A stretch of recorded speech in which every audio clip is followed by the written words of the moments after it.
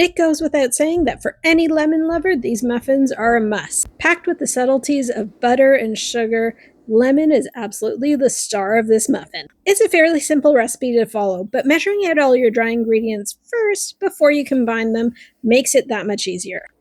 When you're measuring out your flour, make sure it's loosely packed, along with your baking powder and baking soda as well. And by all means, please don't forget the salt.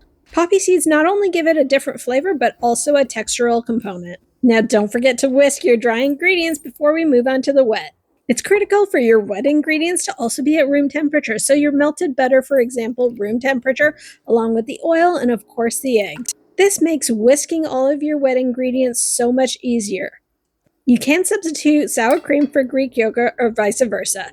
Vanilla is an absolute must, but don't forget to measure this out. And almond extract is not an absolute must, but it does make a difference. I use this type of lemon zester as opposed to the grater. It seems to be a lot more efficient. Fresh lemon juice is a preference here. Milk is your last ingredient. Once you've added that, it's time to whisk it all together so it becomes one uniform ingredient, and then we're going to bring the wet into the dry. Making it well in the center of the dry ingredients prevents some of the splash when you add the wet to the dry. And then it's time to grab your spatula and start folding it over.